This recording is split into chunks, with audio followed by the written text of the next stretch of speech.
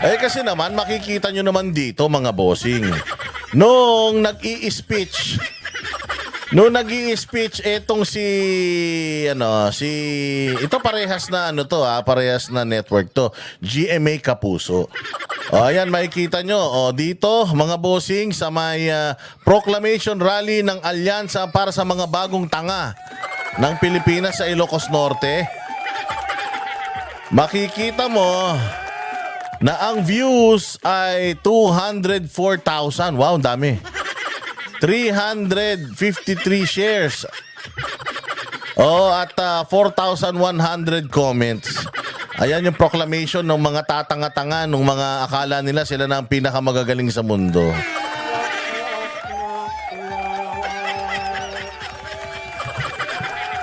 Pero mga bossing, dito naman sa siguro naboringan yung GMA7. Sabi sila, putang ina, boring naman nitong si Bongbong Marcos. Uutal-utal pa. Binabasa na nga yung kanyang script eh. Mali-mali pa, bopols talaga.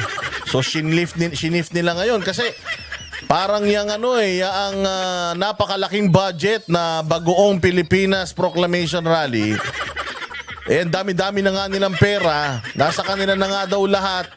Pero hindi naman nila mapahaba yung kanilang programa. Antindi. Unang-una pa lang, unang salbo ni Pastor Apollo Kibuloy. Mantakin mo mula alas 4 ng hapon hanggang alas 11 ng gabi. Wala pang artista yan. Wala pang Andrew Inas pasigaw-sigaw dyan. Banat Bay pa lang yun nandiyan dyan at saka Banateros. Diyos ko po, tingnan nyo naman. Tingnan nyo naman yung comments ng GMA noong si Pastor Apollo Kibuloy na 5,100. Nakita nyo? 1,200 shares at 372,000 views. Palakpakan. Bias pa to ha. Bias media pa to mga boss. Ang ipinapakita ko ngayon, bias media pa yan. Noong proclamation rally ng mga kawatan, wala halos. Tapos tingnan nyo yung reaction. Yung reaction, 6,700 lang. Samantalang yung reactions dito sa proclamation, actually kay Pastor Apollo Kibuloy pa lang to. Versus yung Bagoong Pilipinas, partida, nakakulong pa si pastor niyan. Tingnan nyo naman ang kanyang reactions. 16,000 reactions. Ang layo 10,000. Considering na mainstream media na ito, bias na ito, ang mga followers nito, maraming mga tanga dito. Pero pag tiningnan nyo yung mga comments, lahat ng comments doon sa proclamation rally ng Alyansa ng Bagong Mga Tanga sa Pilipinas at mga bagong mga magnanakaw sa kaban ng bayan, ay ayan lang ang inabot nila. 6,700 na reactions, 4,100 comments, at saka 353 shares at 200,000 views. Nagsama-sama pa sila. Ang yabang-yabang ni Bongbong Marcos, hindi daw makabuo ng 12 slate. 12 kandidato etong PDP, sila daw kompleto. Pero putya, pinanis ka. Kompleto na kayo. 12 na nga yung kandidato mo, presidente ka pa, ikaw pa nagsasalita dyan. Nasa inyo pa yung mga mainstream media. Kayo pa, sa inyo pa Comelec. Sa inyo na lahat ng makinarya. Nasa inyo lahat ng kapangyarihan. Pera ng taong bayan. Pero isang tao lang ang nagpagulong sa inyo. Si Pastor Apollo Kibuloy lang, pinahiya pa kayo. Nag-iisang tao, nakakulong pa. Simulcast, buong Pilipinas, nakapag-conduct ng proclamation rally. Isa lang to hindi pa to PDP, partida, Bongbong. Maawa ka sa sarili mo. Mahiya ka. Apakayabang mo. Eto pa yung mga tumutok.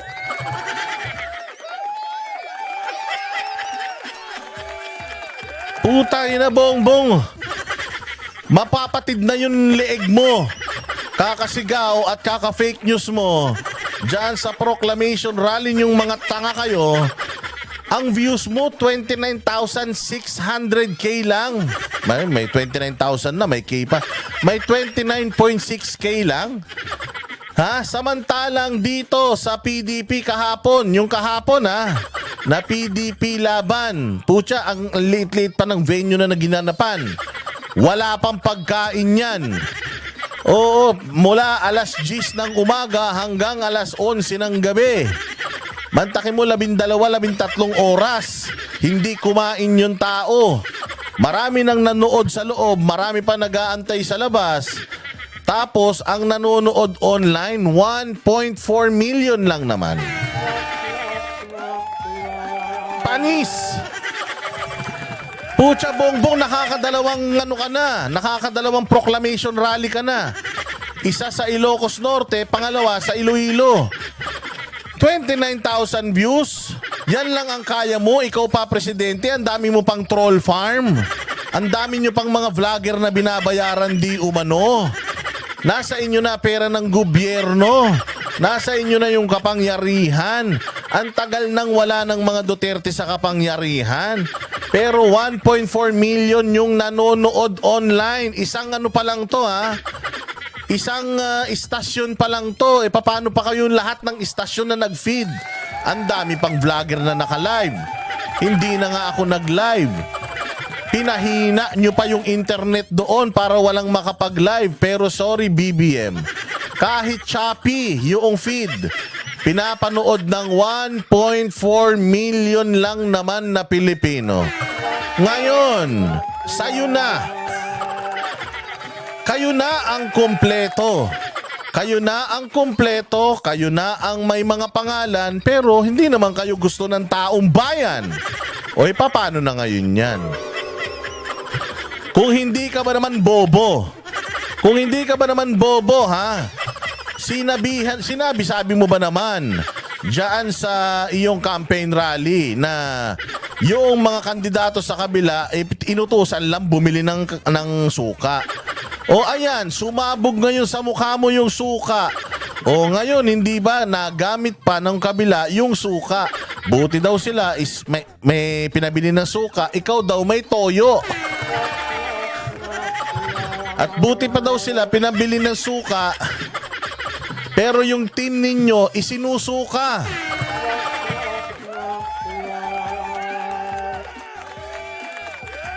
Hindi ba? Paano ba naman hindi ka mai-insecure kay Pastor Apollo Kibuloy? Ayan sabi ni Pastor Apollo Kibuloy, tandaan nyo, ngayong eleksyon ako si Pastor Apollo Kibuloy ang nagsusulong ng mga platapormang ito. Death penalty sa mga kurap, mandarambong, magnanakaw, or in short, si BBM. Tuluyang pagsugpo sa salot na droga at CPP-NPA. Tagapagtanggol ng mga mamamayan laban sa pang-aabuso ng gobyerno. In short, BBM administration. Siya daw ay makakalikasan at kalinisan ay kagandahan at kalusugan. Bongbong, kahit isa sa mga yan, wala kang qualities. Kaya gigil na gigil ka kay Pastor Apollo Kibuloy dahil magkakaroon na ng death penalty sa mga katulad mong mga magnanakaw. Kaya naman talaga, kahit nakaswero pa, ay binilik na si Pastor Apollo Kibuloy sa kulungan. Siyempre, gigil na gigil. Bakit ka ba naman hindi manggigigil, mga bossing? Paano kang hindi manggigigil? Ang tumutok online sa proclamation ng PDP, 1.4 million. Aside from that, ikukumpara natin. Pucha, yung proclamation rally nung iisang tao lang, Pastor Apollo Kibuloy, nilampaso yung inyong proclamation rally ng mga kawatan, ng mga dating mga sindikato na nagbabalik sa pamahalaan. Ayan. So, hindi ka ba mainis? Talaga naman ikaw ay mapipikon. Hindi ba talaga naman ikaw ay mauurat? Kita mo, ito pa mga bossing. Ito muna, hindi muna yan. Wait lang, asa na ba yung iba kong mga ipakikitang mga feature?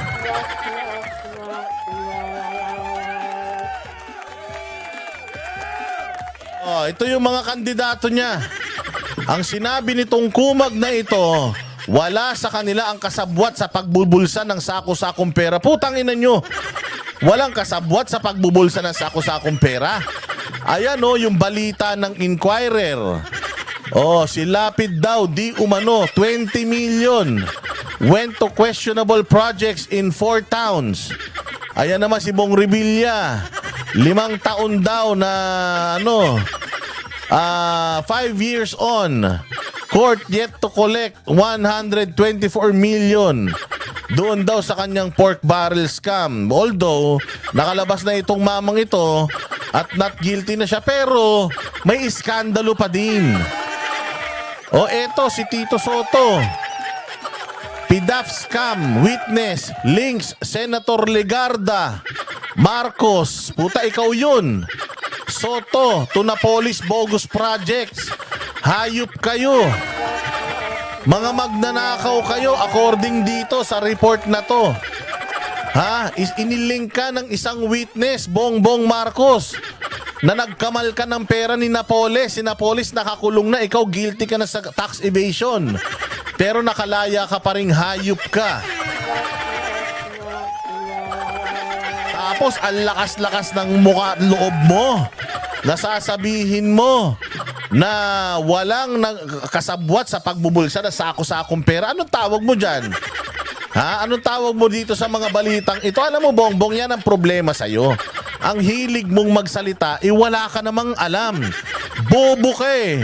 Kaya dapat hindi ka nagsasalita ng ganyan. Okay na nung hindi ka nagsasalita eh.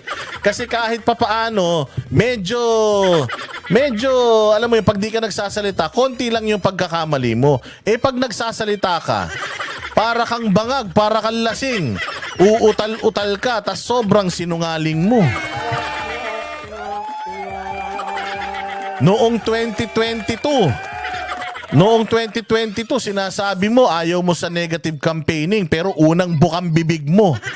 Paglapag mo dyan sa tablado, binanatan mo kagad yung mga kalaban mo.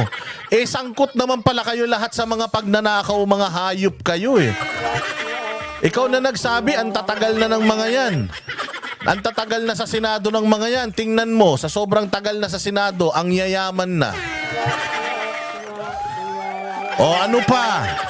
O kaya gigil na gigil ang putang ina. Gigil na gigil ang mga gago. Dahil kapag nanalo si Pastor Apollo Kibuloy, ano ang gagawin ni Pastor Apollo Kibuloy, mga bossing? Ang gagawin niya, isusulong niya ang death penalty sa mga korap, mandarambong, magnanakaw. Kaya delikado ang mga hayop na yan. O ganyang kasinungaling si Bongbong Marcos, mga bossing. Oh. Ito yung mga kandidato niya. Sabi nito ni Tanga. Oo, ito daw mga ito ay walang bahid ng tokhang, wala daw bahid ng dugo. Yung mga kamay nila, hoy, Bongbong Marcos, nakilala mo si Panfilo Lacson na itinuturo sa Kuratong Baliling rub out? Hindi mo ba kilala yan? Eto si Benhar Abalos. Si Benhar Abalos na pinuno. Siyang pinuno, mga bossing, ng KOJ Siege. Yung 16-day pambababoy sa Kingdom of Jesus Christ sa simbahan. Anong tawag mo dyan? 16 days kayong namayani dyan. May namatay pa. 3 ang namatay dahil dyan sa di umanong utos ni Benhar Abalos. Di ba tayo maglokohan? Alam naman natin na utos lahat ni Abalos yan. O, kita mo, anong nangyari? May namatay na 3 katao. Anong sinasabi mong walang dugo sa kamay ang mga hayop na yan? Huwag na natin pag-usapan si Binay, si Villar, si Cayetano. At si Amy Marcos, wala namang kwenta yan. Ayan o, si Lapid. O, kamakailan lang, yung anak nito, itinuturong nagpupuslit ng mga pogo workers mula papasok sa Pilipinas diyan sa Clark Airport. Di umano ha. Sinabi ni Sasrogando Sasot. Anong pinagsasasabi mong malinis ang mga ito? Ito si Erwin Tulfo. Nanuknukan ng traidor. na noon panahon ni PRRD kung makadila sa tumbong ng mga Duterte. Ganun-ganun na lang. O nung nanalo ka, siya pa yung isa sa mga nag-i-endorso at sumusuporta sa sa impeachment kay VP Sara at investigasyon. At di umano, Amerikano daw to. Nagsilbi pa to sa gera diyan sa Gulf War. At gumamit daw to ng mali at peking impormasyon, peking pagkakakilanlan para lang siya ay maging Amerikano. O ano ngayon? So yan ang DSWD secretary mo, kaya nga hindi yan na-confirm dahil Amerikano di ba? O tapos biglang katarantaduhan nyo, hindi nga na-confirm na DSWD secretary, pinayagan yung maging party list nominee at party list representative ng ACT-CIS, hindi nga Pilipino yan. O eto si Tolentino. Ayan si Tolentino. O isa ring traidor. Dating tumatakbo yan sa mga dilawang tae. Tapos nung malakas ang mga Duterte, kumampi sa Duterte. Nung lumakas ang mga Marcos, kumampi sa Marcos. Eto si Tolentino. Yung meeting di abansya ng mga dilawang tae, nagpa-show to. Yung mga babaeng kabaret, pinagsasayaw doon, mga nakapanty lang. Huwag yung sabihin di totoo. Nakita natin lahat yan. Eto si Manny Pacquiao ang pinakasinungaling sa lahat. Oo, napakasinungaling ni Manny Pacquiao. Noong una, sinasabi niya na ito daw si Bongbong Marcos ay kriminal. Pero ngayon, aso na siya. Ito si Tito Soto. Matino naman. Kaya naman manalo mag-isa. Pero siguro baka walang choice. Kasi nga, yung partido ng 5 pinagsama-sama. Kaya walang magawa. Pero di umano, according dun sa isang kumakalat mga bossing, ayan yung kumakalat na picture na yan, galing kay Pep PH, PDAF scam, Marcos, Soto. Involved pala si Lapid, involved din sa scam. Natatandaan niyo yung fertilizer scam noon, pero hindi ko na alam yung nangyari dyan. Naalala ko lang, si Bongbong, nakulong din yan sa PDAF. Si Bong pala, si Bong. Ikaw din, Bongbong, nakulong ka din sa, na-involved ka din sa, sa PDAF, di ba? So, ayan yung mga kandidato niya. At gusto nyo bang malaman talaga na itong si Manny Pacquiao ay isang sinungaling? Ito, pakikita ko sa inyo mga bossing.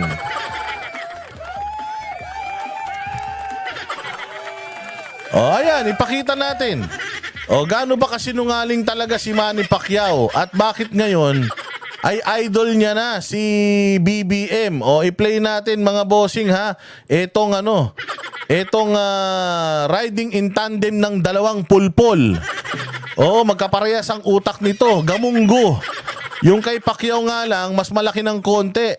Kaya lang, sa sobrang dami na siguro suntok sa ulo, nagkaroon na ng amnesia. Nakalimutan niya na yung mga pinagsasasabi niya kay Bongbong noong 2022. Ngayon kasi magkakakampi na sila. Kaya ganitong klase ng mga politiko ang mga nasa Pilipinas, walang mga prinsipyo.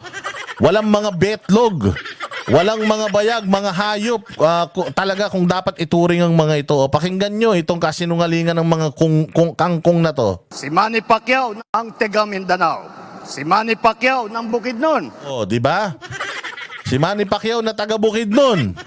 Anong masasabi ni Manny Pacquiao na taga Bukidnon? Ang mga Marcos, bilyon-bilyon, trilyon-trilyon ang korupsyon. Tapos ibubuto natin. Talagang ang talino natin. Oo nga, puta. Si Bongbong Marcos, milyon-bilyon, trilyon-trilyon ang ninakaw sa atin. Bakit? Ba't diyan ka tumakbo? Tarantado ka rin pala bakit diyan ka tumatakbo ngayon kay Bongbong Marcos? Kung ganyan naman pala yung iyong sa pantaha. Yan naman pala ang iyong paniniwala. Abay, sinasabi mo pa na bobo na lang ang maniniwala kay Bongbong at boboto. Putang ina, ikaw hindi ka na nga bumoto kay Bongbong, kumampi ka pa. Hinayupak ka. Sige, diretso. Di ba? ang talino talaga natin. Alam ko matatalino naman ang taong bayan. Naniniwala ba kayo na salpok sa korupsyon si Marcos? Ayon sa Supreme Court, bakit hindi tayo maniniwala? Wala na tayong gobyerno kung hindi tayo maniniwala sa desisyon ng Supreme Yun naman pala eh. Wala na tayong gobyerno pag di na tayo naniwala sa desisyon. Ang ina to si ano. Hoy, Manny Pacquiao. Tangina ka, Manny Pacquiao, kung ano-anong pinagsasasabi mo rito. Oh, panindigan mo naman to. Walang hiya ka talaga, oh. Oh, salute ka rin sa lipunan, eh. Oh, sige, play. Court. Hindi rin malayong magkaroon ng martial law. Pagka si Bongbong ang magkakaroon ng martial law ulit. At yan ay Galing mo dun, ha. Hindi daw malayong magkakaroon ng martial law. O, yun na nga, nagkakaroon na nga ng martial law. Pero hindi nga lang deklarado. O, kita mo, yung mga simbahan, sinisira na ng mga hayop. Mga taong simbahan, ikinukulong na ng mga hayop. Yung mga walang kasalanan, kalaban sa politika, pinipersecute ng mga animal, dinidimanda, ini-impeach. O tapos yung mga vloggers na katulad natin, nagpapahayag lang ng kanilang pagkadismaya dahil sa mga putanginan to. Itong mga kupal na mga politiko na ito. O tapos anong ginagawa nila? O gusto nilang patahimikin, gusto nilang ikulong. Sabi ko nga sa inyo, kung wala naman kayong ganito, wala naman kayong mga ganyang kagaguhan na binibitawan, ayan, mga mukha nyo na yan, di sana wala kaming nare-reaksyonan. Putang ina nyo, mga sinungaling kayo eh. Tapos mga sinungaling kayo, pag sinita kayo, gigil na gigil kayo. Abay, mga gago pala kayo eh. Kung ganun naman pala wag na tayong wag na tayong mag-eleksyon. Hindi ba? Kung ayaw nyo palang masaktan, wag na kasi kayong magsipagtakbo. O kaya, better yet, wag na kayong magsinungaling. Kung ano yung tama, yung tamang galawan, doon tayo, hindi yung putang ina yung mali, tinatama. Yung tama, iminamali. O ano pa, pamani. pagsisihan ng taong bayan. Pag-isipan ninyong mabuti dahil ang pagsisisi laging nasa uli. Mark my word. Kung gusto nyong magkaroon tayo ng martial law ulit, then iboto nyo. Putang ina, may mark my word pa siya. Mark my word. Tarantado ka.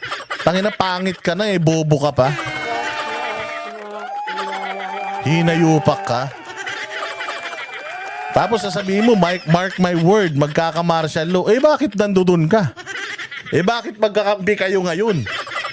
Bakit aso ka na ni BBM ngayon? Anong nangyari sa'yo? O magkano ba ang kasunduan nyo? Kasi kung may prinsipyo ka talaga, Manny Pacquiao. Manny Pacquiao kung may prinsipyo kang tao, kung matino kang tao, yan, putang yung butas ng ilong mo. Kung matino kang tao, alam mo ginawa mo, mayaman ka naman Mayaman ka naman sana ginawa mo, nag-independent ka na lang. Nung ang independent ka, tumatakbo kang tumatakbo kang presidente dun sa, di ba, hinati yung dalawa yung PDP. O nung tumatakbo ka nga noong 2022, nag-number 3 ka pa. Ibig sabihin, Pacquiao, gusto ka naman talaga ng mga tao. Hindi mo naman kailangan dumikit dyan Yan, dyan sa ilong mo. Hindi mo naman kailangan dumikit dyan kay BBM para lang manalo ka Kasi naman, gusto ka naman ng taong bayan dahil ang puso mo pangmasa naman talaga O kaya lang, dito sa ginawa mong pagtatraidor sa mga Duterte at pagkampi sa mga magnanakaw sa gobyerno, putang ina mo, Manny Pacquiao. Oo, dapat sa'yo, makarma ka ding hayop ka.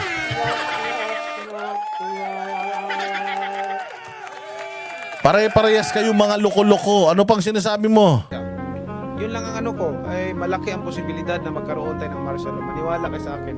Siguro naman ang taong bayan mautak. Kasi pag ibinuto mo pa yung hindi nagbabayad ng tax, hindi ko na alam talaga kung saan ang gagaling yung talino natin.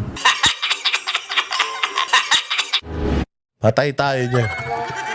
Ulitin natin para maintindihan nyo Ulitin natin. Hindi ko puputol-putulin para maintindihan ninyo kung gaano kagago, kung gaano kapulpol, gaano kasinungaling eto si Manny Pacquiao. Kasi ngayon, pinipraise niya na si Bongbong.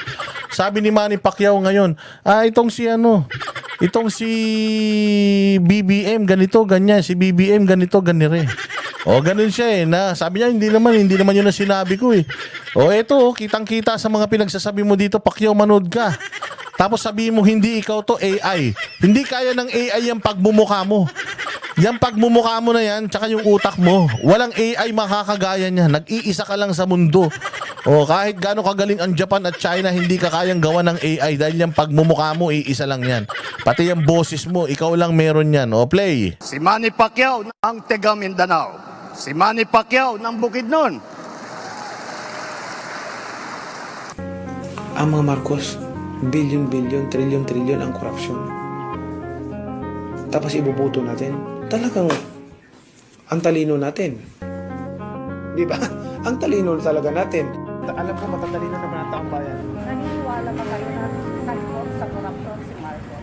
Ayon sa Supreme Court, bakit hindi tayo maniniwala? Wala na tayong gobyerno kung hindi tayo maniniwala sa desisyon ng Supreme Court. Hindi rin malayo magkaroon ng martial law. Pagka si Bongbong ang magkakaroon ng martial law ulit. At yan ay pagsisihan ng taong bayan. Pag-isipan ninyong mabuti dahil ang pagsisisi laging nasa uli. Mark my word. Kung gusto nyong magkaroon tayo ng martial law ulit, then iboto nyo siya.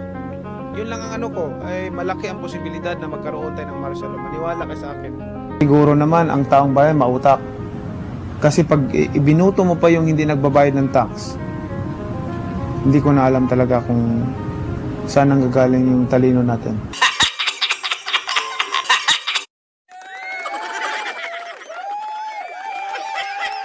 O, ayan. Malinaw pa sa sikat ng araw kung gaano tayo tinatarantado nitong si Manny Pacquiao na to. Na isa rin sa mga tumatawag kay Pastor Apollo Kibuloy na bulaang propeta. Utang ina mo ka. Kupal. O, ano ngayon? O, tapos ngayon magdidima-demanda na naman kayo. Magdidima-demanda na naman kayo, mga hayop kayo.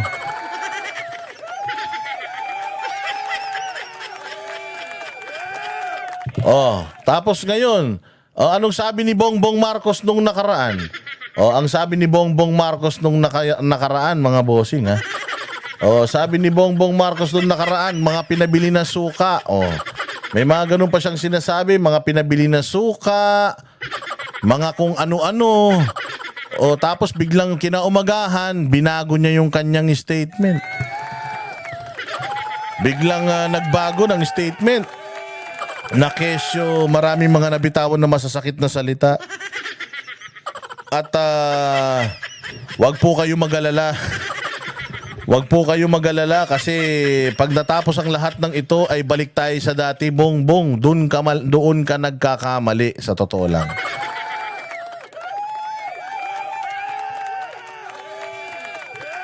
Doon ka nagkakamaling malupit. Malaki ang pagkakamali mo doon. Kasi, imbis na sana, merong pag-asa yung mga kandidato mo na manalo. Pero dahil puta out of touch ka, dahil matapobre ka, dahil kupal ka at wala kang alam sa nangyayari sa bayan natin Pilipinas, insensitive kang animal ka, ultimong yung iyong mga kandidato, hirap na kung papaano kayo pagtatanggol. Hirap na hirap yung mga hirap na hirap etong mga kandidato mo kung papaano nila lalagpasan yung mga pinagsasasabi mo. Talagang hirap na hirap sila kung papaano nila lulusutan yung mga ginawa mo. Kasi tingnan mo sinabihan mo na parang pinabili lang ng suka etong mga taga-kabila. Sino ba nasa kabila?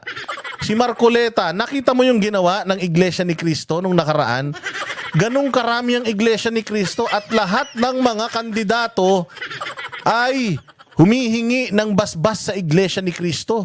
Actually, isa nga yan sa talagang pinag-aagawan yung black voting ng Iglesia ni Cristo.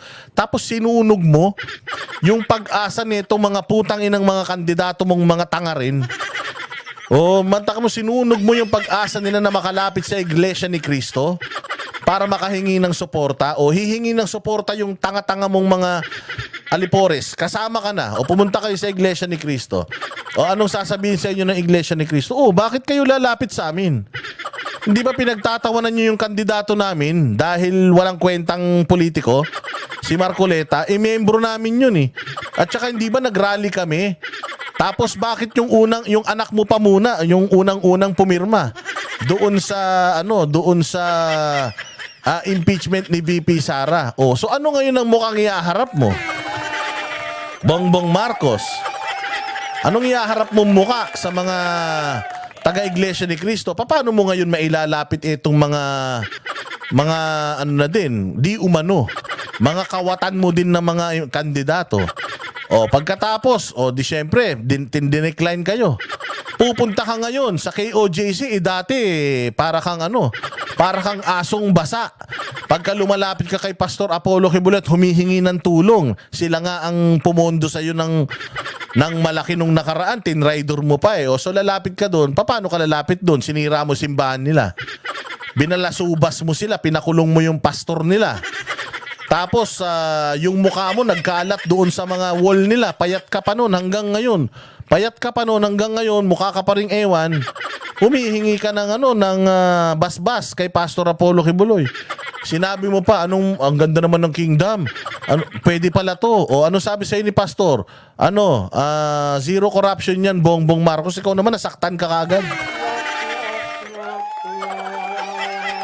So hindi ka na makakalapit sa kanila. Kanino mo ngayon ilalapit yung itinitinda mong mga bilasang isda? Lalapit kayo ngayon sa mga Muslim sa Mindanao.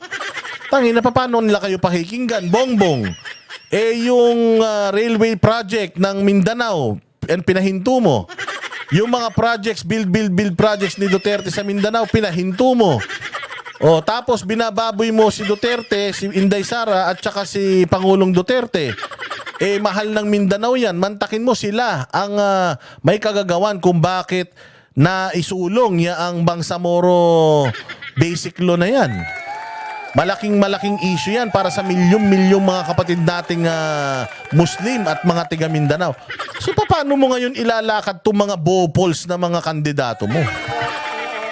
Kung yung tatlong pinakamalalakas na relihiyon sa Pilipinas, itatakwil kayo. So anong panalo nyo? It shows. Tingnan ninyo mga bossing. Kapag kinumpare natin yung mga nanonood, ayan ang resulta ng kayabangan mo, Bongbong. Ayan ang resulta ng kagaguhan mo, Bongbong. Na sa kagustuhan mo lang na makagante sa mga kalaban mo, tinanggalan mo ng karapatang manalo yung mga ikinakandidato mo. Kaya yes, sa inyo na yung 12 na mga kandidato, pero kung hindi naman kayo mananalo, tingnan mo ang sinasabi. Tingnan mo sinasabi ng mga kandidato mo. Bongbong Marcos, ultimong mga kandidato mo, hirap na hirap ka nilang ipagtanggol. Sige, i-play natin to. Ng mga botante ang senatorial slate ng administrasyon. Pinagtanggol nila mga banat ni Pangulong Bongbong Marcos sa mga pambato ng mga Duterte. Nasa frontline balitang yan si Rainiel Pawi. Isang araw bagong Valentine's Day, ang malalambing na Ilonggo ang niligawan ng Alyansa para sa Bagong Pilipinas. Sa isang press con bago ang campaign rally, 8 sa 12 senatorial candidates ang sumama. Bakit 8 na lang? Ang sumama, Bongbong. Ito yung mga sinabi niya. Ito yung mga sinabi niya. Isa sa mainit na natalakay ang mga patutsada ni Pangulong Bongbong Marcos na tila para sa mga manok ng Duterte administration. Noong kick-off rally sa Lawag, nagpasa rin ang Pangulo sa mga opisyal umanong pro-China, pro-Pogo at may bahid daw ng dugo dahil sa tokhang. Depensa ng administration senatorial slate, hindi ito negative campaigning. So he was merely stating facts. Stating facts. Hoy, si Pepsi Paloma. Hoy, Tito. Si Pepsi Paloma, hinahanap ka. Stating facts na. Ito na yung pinakasinungaling. Ito na yung pinakasinungaling at pinakakupal na kandidato ng administrasyon ni Bongbong. Hirit pa ni dating Interior Secretary Benher Abalos at Representative Erwin Tulfo. We are for Philippine sovereignty. Tangina mo, wala naman sumasakop sa akin, gago. Philippine sovereignty, pinapasok nyo nga dito yung mga Afghan na refugee, mga tanga. Gago. Sinasabi ba ng mga Duterte na sakupin na tayo ng China? Kung halimbawa, mga biro-biro na ganyan, biro lang yan, tangina nyo, kayo talaga, mga pol-pol talaga kayo. Hindi ba? And none of us are against extrajudicial killing. No, so I don't see anything wrong. No, none of you are against. Ano yun? Ulit? I don't see anything wrong with. No, so I don't see against. Hindi ba? And none of us are against extrajudicial killing. Oh, none of you are against extrajudicial killing? None of you are against. So gusto nyo ng extrajudicial killing? Tingnan mo, nanggagaling mismo sa bibig mo. Sinungaling ka talaga. Pinapaimbestigahan nyo yung tokhang tapos wala ni isa sa inyo ang against sa extrajudicial killings. None of you, none of us are against extrajudicial killing. Anong ibig sabihin nun? Huli ka. Oh, so gusto nila ng extrajudicial killing. Ulitin natin, baka sabihin nyo, nagsisinungaling ako, galing to sa bibig ni Abalos, ha? Hirit pa ni dating Interior Secretary Benhur Abalos at Representative Erwin Tulfo. We are for Philippine sovereignty. Hindi ba? And none of us are against extrajudicial killing. Oh, none of us are against extrajudicial. Hindi naman pala kayo against sa extrajudicial killings. Ba't pinaiimbestigahan nyo pa si Duterte? Anak ng tinapay ka talaga, Abalos. Mali-mali na nga yung boss mo, si Bongbong, pati ikaw. Lumalabas pa yung totoong ugali mo. So none of you are against extrajudicial killings? Baka naman all of you are against. Hindi none of you. Pero dahil yun ang sinabi mo, yun talaga naman ang puso mo. Na none of you are against extrajudicial killings. Delikado talaga tayo, mga bossing. Ipapa-extrajudicial killing tayo nito ni Abalos. Sabihin nyo na naman, fake news kami, ha? Oh, eto, ulitin ko. Oh. Hindi ba? And none of us are against extrajudicial killing. Oh, none of us are against extrajudicial killing. So, wala sa amin ang against sa extrajudicial killing. Therefore, kung wala sa kanilang against, lahat sila ay for extrajudicial killings. Ang inang buhay ito. Tayo mga kandidato to. Pinagyayabang nyo tong mga abogadong to. Eh, walang mga alam. Diyos ko po. Ay, nako. Anyways, ayan na nga. So, ayun, gandito na lang tayo at marami pa tayong mga re-reactionan ng mga statement ng mga tulongges na ito. Again, maraming salamat sa inyong panonood. Mabuhay kayo. Peace on earth.